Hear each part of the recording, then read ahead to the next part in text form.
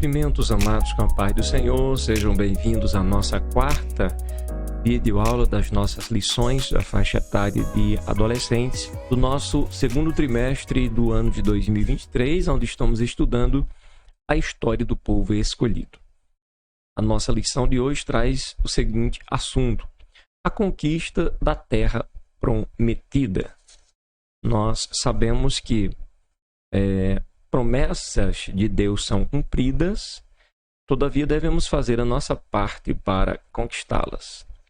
Vamos aprender nesta lição a importância de confiarmos em Deus e seguirmos as suas orientações para alcançarmos aquilo que o Senhor já tem prometido para nós e que requer uma vida de fé e muita perseverança. Amém? Temos aqui uma leitura bíblica em Josué, capítulo de número 1, verso 1 ao 9, que nos diz o seguinte, a palavra de Deus.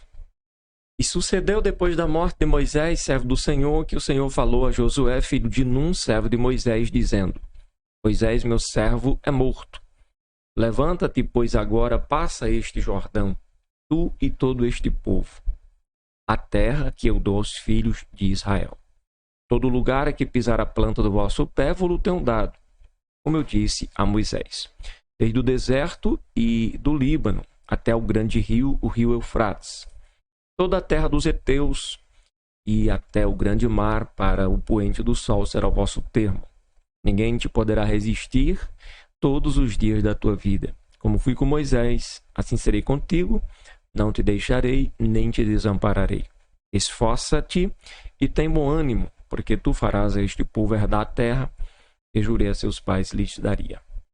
Então, somente esforça-te e tem muito bom ânimo, para teres o cuidado de fazer conforme a toda a lei que meu servo Moisés te ordenou. Dela não te desvies, nem para a direita, nem para a esquerda, para que prudentemente te conduza por onde quer que andares. Não se aparte da tua boca o livro desta lei, antes medita nele dia e noite, para que tenhas cuidado de fazer conforme a tudo quanto nele está escrito, porque então farás prosperar o teu caminho e serás bem-sucedido. Não te mandei eu? Esforça-te e tem bom ânimo. Não temas, nem te espante, porque o Senhor teu Deus é contigo por onde quer que andares. A mensagem da nossa lição de hoje está em Josué, capítulo 1, verso 2. Meu servo Moisés está morto. Agora você e todo o povo de Israel se preparem para atravessar o rio Jordão e entrar na terra que vou dar a vocês. Destacaram aqui a mensagem de hoje para ser Deus falando com o seu servo Josué e fazendo promessa e dizendo para que o povo e também Josué estivessem preparados para adentrar e tomar posse da promessa de Deus. Ou seja, Deus está falando conosco hoje: se prepare, porque eu tenho promessa na tua vida e vou cumprir. Vamos ao nosso quadro Vamos Descobrir. Promessas são cumpridas por Deus. Todavia devemos fazer a nossa parte para conquistá-las. E qual é a nossa parte? Nesta lição, veremos que Deus deixou bem claro para Josué que ele deveria ser forte e corajoso e meditar na lei do Senhor. Lei esta que ele aprendera com Moisés, para ser bem-sucedido em toda a sua jornada rumo à conquista de Canaã. Vamos ao nosso primeiro ponto da lição, o primeiro tópico: a passagem pelo Jordão. Após a morte de Moisés, Josué assumiu a liderança do povo de Israel. Quando o povo estava próximo ao rio Jordão, Deus apareceu a Josué e não só o encorajou a seguir em frente, mas também prometeu que estaria com ele, assim como foi com Moisés. Josué encheu-se de fé e reuniu o povo, conclamando todos a se prepararem para atravessar o rio Jordão. Após alguns dias, o povo saiu do acampamento rumo à travessia do rio Jordão. Era o período da colheita, e por isso o rio estava cheio, as margens cobertas de águas. O que tornava ali aquela passagem, né, praticamente, do ponto de vista humano, difícil, impossível, né? Mas Deus estava lá para intervir e fazer o povo passar para o outro lado. No momento da travessia, os sacerdotes foram à frente carregando a Arca da Aliança, de acordo com a orientação divina. Quando os sacerdotes pisaram no rio, as águas pararam de correr, interrompendo ali o fluxo natural, formando uma grande parede. Assim o povo passou no meio do rio Jordão com os pés enxutos. Deus estava disposto a introduzir o povo na terra prometida. Deus era o principal agente responsável ou interessado em conceder a vitória ao seu povo. Hoje não é diferente conosco. A principal pessoa interessada em nossa vitória é o nosso Deus. Os sacerdotes permaneceram ali no meio do rio, né, enquanto o povo passava. Após a passagem de todos, 12 pedras foram retiradas do meio do rio para servirem de memorial. Esse grande milagre marcou a entrada de Israel à terra prometida. Tópico 2. Grandes batalhas agora são travadas uma vez o povo adentrando aquele território. A conquista de Jericó. Após a travessia do rio Jordão, o povo de Israel precisava conquistar as cidades de Canaã. Jericó, uma grande cidade fortificada com muros altos, era a primeira das cidades a serem alcançadas. Josué enviou 2 espias até Jericó para colher informações, antes mesmo do povo atravessar o Jordão. Eles entraram, ou encontraram, aliás, né, abrigo na casa de Raabe, uma prostituta. O rei de Jericó soube da presença de espiões e quis que Raabe entregasse os espias. Mas ela o desobedeceu e, em vez de entregar os espias, Raabe esconde os espias. Por que Raabe faz isso? Raabe, mesmo sendo uma mulher errada, mesmo sendo uma mulher pecadora, ela havia ouvido falar no que o Deus de Israel vinha fazendo através do seu povo. Ela ouvira falar das grandes conquistas, dos grandes feitos, do modo extraordinário como o povo havia saído do Egito, as batalhas que o Senhor havia dado vitória para o seu povo. Então, ouvindo isso, Raabe creu. Ela confiou que ninguém conseguia parar na frente desse Deus e do seu povo. Então Raabe estava consciente de que era inevitável a conquista de Jericó. Agora, observe o nível de fé dessa mulher, porque Raabe era praticamente incontestável do ponto de vista humano. Uma muralha fortíssima, uma muralha muito alta, entende? Muralha esta que Raabe creu e que não era páreo para segurar o poder de Deus que atuava através da nação de Israel. Então, a conquista dessa cidade foi realizada da seguinte forma: Deus ordenou que o povo rodeasse a cidade uma vez por dia durante 6 dias, e no 7º dia deveriam rodear a cidade 7 vezes. Durante o percurso, os sacerdotes foram à frente da arca, tocando as cornetas. Assim que todas as voltas foram dadas, Josué ordenou que o povo gritasse, e o povo gritou com toda a força, e a muralha de Jericó caiu no chão, destruindo toda a força e esperança daquela cidade. Em seguida, todos entraram na cidade e a conquistaram.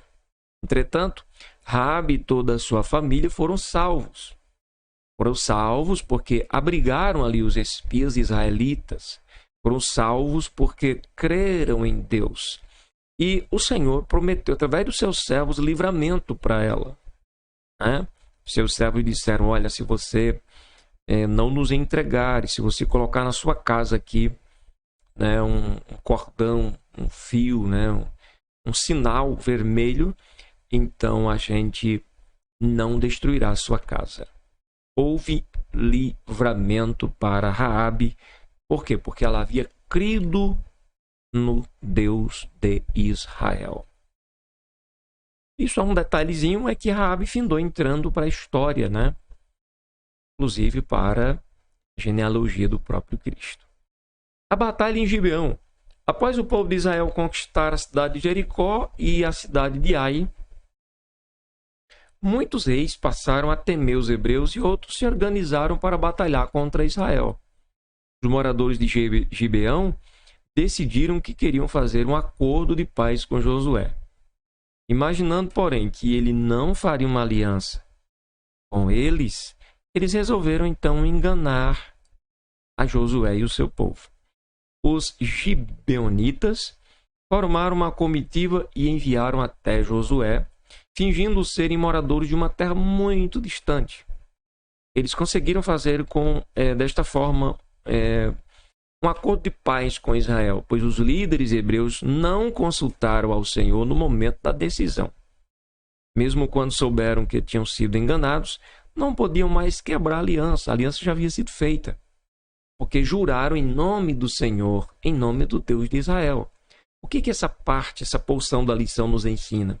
Nos ensina para nunca tomarmos decisões precipitadas, sem consultar o nosso Deus. Nunca fazer aliança sem antes consultar o Senhor.